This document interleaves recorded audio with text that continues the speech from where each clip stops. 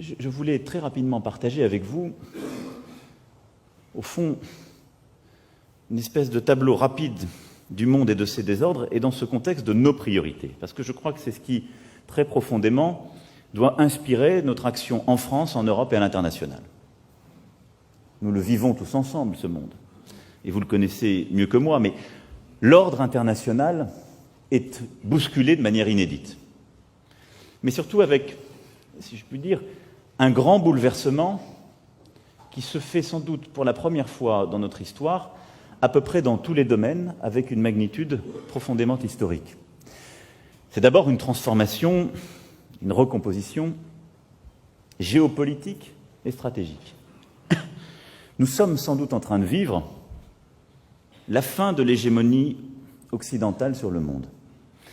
Nous nous étions habitués à un ordre international qui, depuis le XVIIIe siècle, reposait sur une hégémonie occidentale.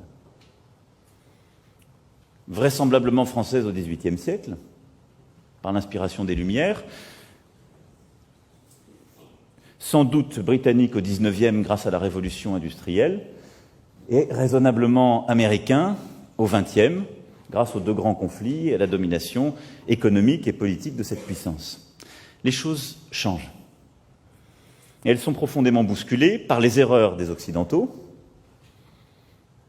dans certaines crises, par les choix aussi américains depuis plusieurs années, et qui n'ont pas commencé avec cette administration, mais qui conduisent à revisiter certaines implications dans des conflits au Proche et Moyen-Orient et ailleurs, et à repenser une stratégie profonde, diplomatique et militaire, et parfois des éléments de solidarité dont nous pensions qu'ils étaient des intangibles pour l'éternité, même si nous avions constitué ensemble dans des moments géopolitiques qui pourtant aujourd'hui ont changé.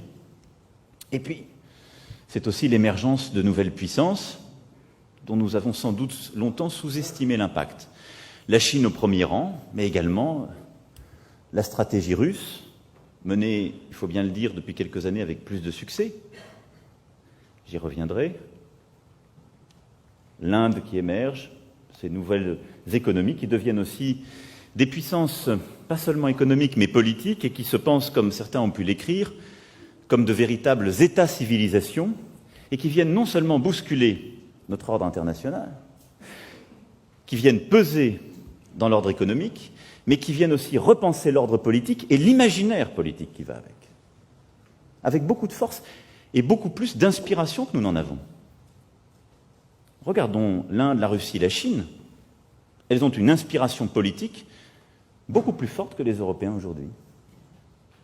Elles pensent le monde avec une vraie logique, une vraie philosophie, un imaginaire que nous avons un peu perdu. Et donc tout ça vient nous bousculer très profondément, vient rebattre les cartes. Je ne parle pas évidemment de l'émergence africaine, chaque jour confirmée, et qui se traduit aussi là par une recomposition profonde, et j'y reviendrai aussi. Cette stratégie de la prudence,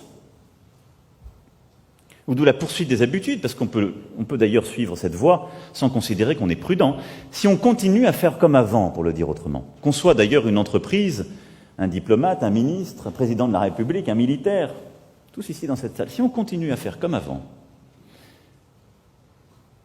alors nous perdrons définitivement le contrôle. Et alors ce sera l'effacement. Je peux vous le dire avec certitude. Nous savons que les civilisations disparaissent, les pays aussi. L'Europe disparaîtra. L'Europe disparaîtra avec l'effacement de ce moment occidental, et le monde sera structuré autour de deux grands pôles, les États-Unis d'Amérique et la Chine. Et nous aurons le choix entre des dominations, nous pourrons faire semblant de l'oublier, on peut le faire très bien, on l'a déjà très longtemps fait sur beaucoup de sujets. On expliquera que nous sommes souverains, on se battra pour maintenir les emplois dans notre pays en faisant des compromis bancals avec des groupes sur lesquels nous ne pouvons plus rien. On essaiera d'avoir des politiques environnementales dans notre pays ou sur notre continent, mais ce sera déjà trop tard puisque nous n'en aurons plus la maîtrise. Et les choses fileront. C'est la ligne de plus grande pente. C'est la ligne de plus grande pente.